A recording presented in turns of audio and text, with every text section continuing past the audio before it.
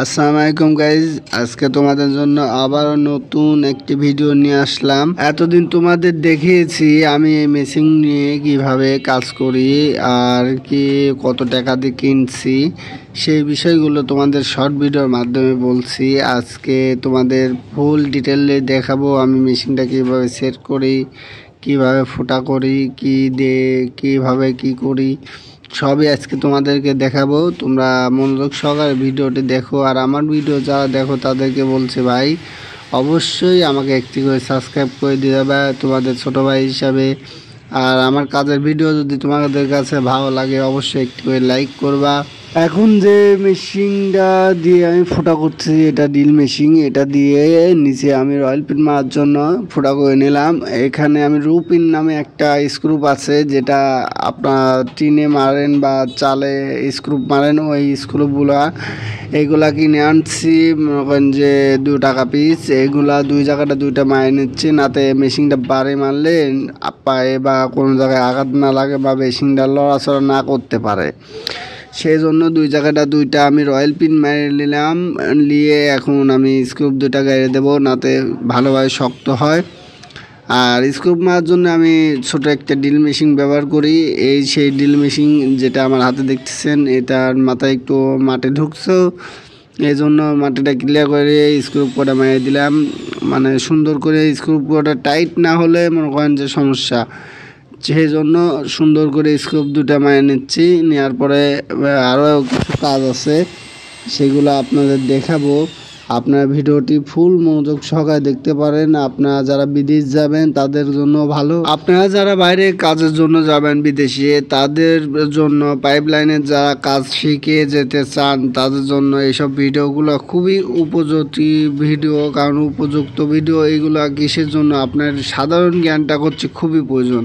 আমরা কিভাবে কি করি, নতুন নতুন মেশিন বা সেগুলো কিভাবে ব্যবহার করি, তা আপনারা যদি না শিখে যান এগুলো করছে বাইরে অবশ্যই প্রয়োজন হবে আপনাদের কাজের জন্য। আপনাদের মিস্ত্রি হতে গেলে বা হেল্পার হিসাবে গেলেও আপনাদের এইসব কাজ করছে অভিজ্ঞতা থাকতে হবে, না হলে হচ্ছে বাইরে যায় আপনার সারা জীবন বসে খেতে হবে, বাসা থেকে টাকা নিয়ে খেতে হবে, এরকম একটা বিষয় হয়ে দাঁড়ায়। এই জন্য আপনাদের জন্য আমরা যতটুকু চেষ্টা করি পারি ততটুকুই ভিডিও বানাই আপনাদের মাঝে আমরা উপস্থিত করতেছি। আর আপনারা যারা বিদেশ যেতে চান, আপনারা যদি কোনো কিছু শিখতে চান তাহলে আমাদেরকে কমেন্টে জানাতে পারেন। তো আমরা আপনাদের শেখানোর চেষ্টা করব যতটুকু পারি। আমাদের বাংলাদেশের কাজ বাইরের দেশের কাজের থেকে বেশি একটা তফাৎ নেই, তারপরেও আপনাদের শেখানোর চেষ্টা করব যতটুকু পারি। উপরে যে খুঁটাটা কাটতেছি আমি, এটা আমরা স্ট্যান্ড বলি। এই স্ট্যান্ডটা দিয়ে মানে মেশিনটা না তো উপরে হুবুন মারা বুঝতে পারছেন আপনারা। নাতে মেশিনটা যখন বাড়ি মারবে বা উপর দিকে লাফ দিয়ে উঠবে তখন মেশিনটাকে কন্ট্রোল করার জন্য এটা খুবই প্রয়োজনীয় হয়, না তো সেই কাজটা না হয়। এই জন্য উপরে ঠেকনি বা পেলা যেটাই বলেন আমি সেটা দিয়ে নিলাম।